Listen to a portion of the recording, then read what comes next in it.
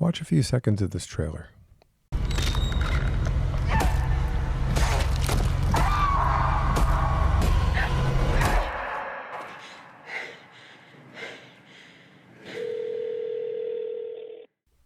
What kind of film would you expect to see? To me, it screams Walking Dead or 28 Days Later. Run-and-gun action flicks. Marketing the film this way may have doomed its box office success. Why were the critics' ratings so high and the viewers' ratings so low?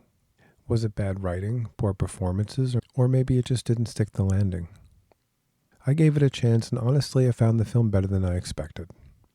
That being said, I understand the backlash against the director's choices. Let's dive in and find out what divided so many viewers. Spoiler warning for this film. The film isn't shy about using zombies as metaphors for grief and loss.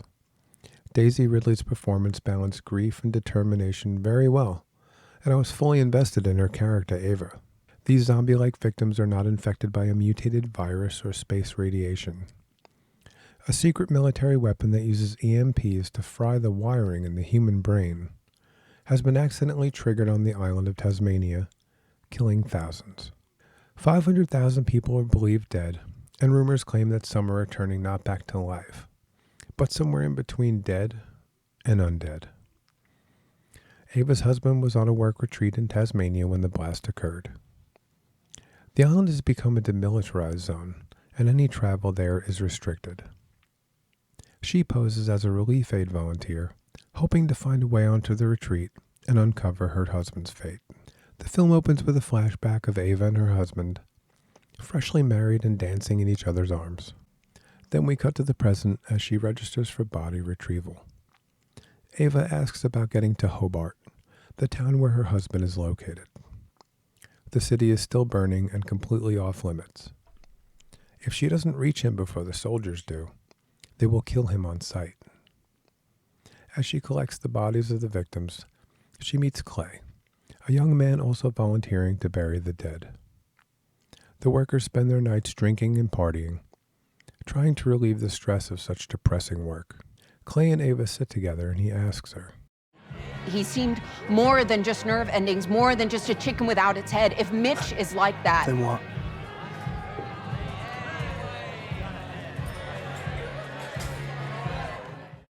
She needs to know what became of him. Something is driving her to find him at any cost. As the story progresses, we're shown flashbacks of them dreaming of a future together.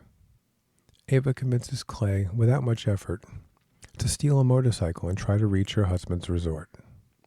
They evade checkpoints and start to get to know one another. Clay appears to be a wilder, rogue type, taking any alcohol or drugs, like he's trying to wash away part of his past. The camera lingers on his tattoo of a mother and child. In a small burned-out town, they run into their first real threat. A young soldier finds and detains them. He separates them, and when the soldier lets his guard down, Clay escapes. He leaves Ava's fate in the hands of this lone soldier. The dark film takes an even darker turn when the soldier named Riley takes Ava to a bed and breakfast he has made his home. After cooking dinner, he tells her about his wife and says, Katie, my wife. We were expecting our first little boy, only a couple of weeks away. Before we get going, there's something I need to ask you. He wants Ava to wear his deceased wife's clothes, necklace, and wedding ring, and share one last dance with him. They share a dance, each one dreaming of the lover they lost. It is a soft, somber interlude in so much darkness. Then Riley sees that she refused to remove her wedding ring and flies into a rage. Ava smashes a lamp over his head and locks herself in the bedroom. She turns to see a pregnant young woman lying on a bed surrounded by candles and flowers. Pictures adorn the walls, pictures of Riley and this red-headed woman that he cannot let go. He tells her, He's alive. I felt him kick. He's waiting for his mom. He's waiting for me. Ava jumps from the roof and hides in a nearby barn.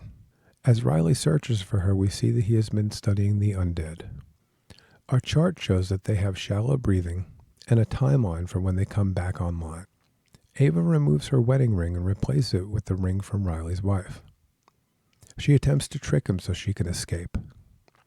But Riley is too far gone, and we can see that nothing will assuage his grief. It will never be enough. She is forced to kill him and escape in his truck. She races towards her husband's retreat, hoping to reach him before the military finds him. As she's walking, she's attacked in a scene straight out of a George Romero movie. It feels completely out of place. It was probably filmed just for the trailer. These humans all died at the same instant, but they are wholly inconsistent. Some violently attack on sight. Other victims seem to retain their memories and have unfinished business.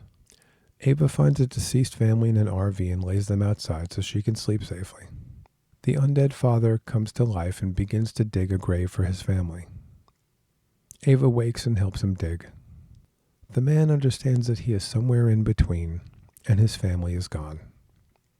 Whatever life he has left, he doesn't want to spend without them. He stands in the grave and waits for Ava to strike him with a shovel, putting him and his family finally to rest. At last, Ava reaches her husband's business retreat. She walks among the dead, some caught in yoga poses, killed immediately. She makes her way to her husband's room and finds him sitting on the floor. We see 2 wine glasses, and we know he was not alone when he died. Her husband's wedding ring sits on the sink.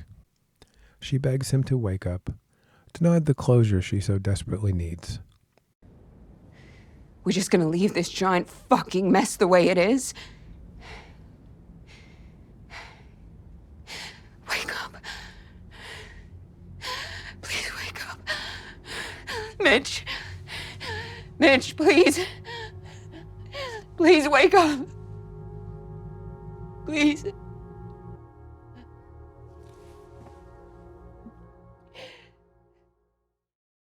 A part of me wishes that he had been undead, to see what she would have done. It would have paid off Clay's question earlier in the film when he asked her what she would do if her husband was undead. We never get the answer to that question, but maybe that's the point. As viewers, we are also denied a clean and concise closure.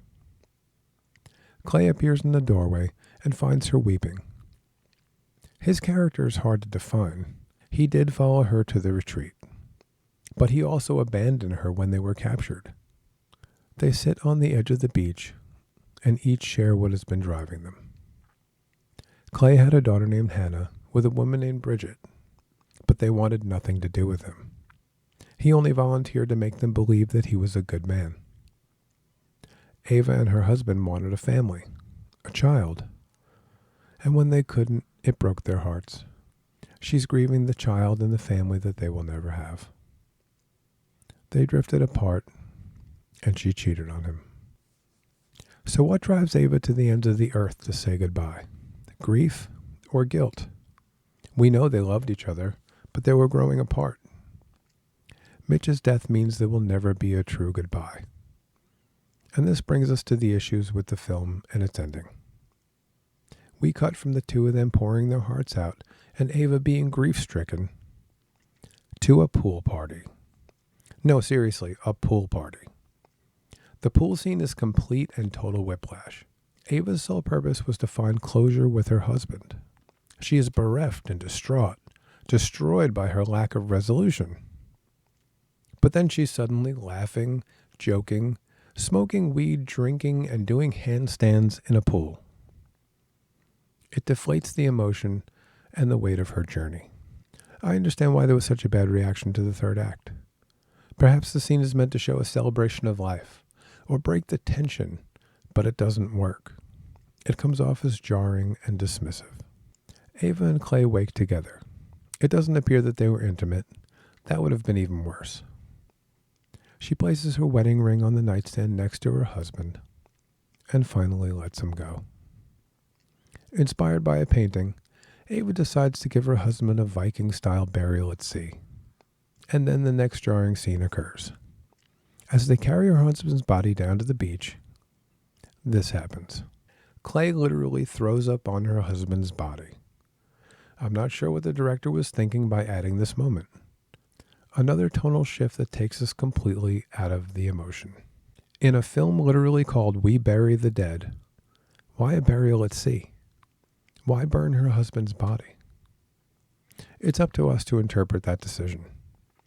When we bury someone, we have a place to visit, a grave to place flowers on. She is surrendering the future she tried so hard to resurrect. Letting go so she can finally move on with her life. Ava and Clay head home and find a zombie blocking the road. It's Riley's pregnant wife. She's not snarling, not threatening. She wants something from them. Ava sees blood on the front and back of her dress, and she knows. She gets out of the truck and we hear a baby crying in the distance. Ava runs towards the sound with Clay trailing behind her. She finds a newborn baby boy, crying but apparently healthy and not mutated. Clay gives her a jacket to wrap the baby in, and she holds him close to her. She says, You're okay.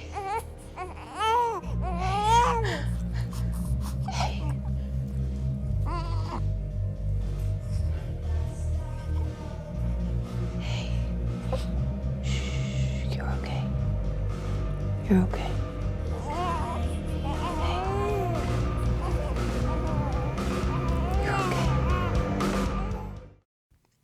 I believe she's also talking to herself. She's going to be okay now. Clay has another chance to be a good, dependable man. Ava now has the child she always wanted. The song Help I'm Alive by Metric begins to play. I believe this movie would have been better received if it was marketed as what it is. A slow-burning story about humans living through a nightmare and becoming whole again. The criticism of the ending and the shifting tone are justified. That being said, I still recommend this film. We Bury the Dead is for those who have lost someone they love deeply. Losing them through death, divorce, or simply drifting apart really doesn't matter. The point is accepting that they are truly gone and coming to terms with it. The film ends with the promise of new hope. A broken man, a widowed woman, and an orphaned child, brought together to become the family they all desperately need. What did you think of We Bury the Dead? Did you feel the emotional scenes were earned? Did the ending ruin the film? Let us know in the comments. Check out our other videos over here, and as always, thank you for watching.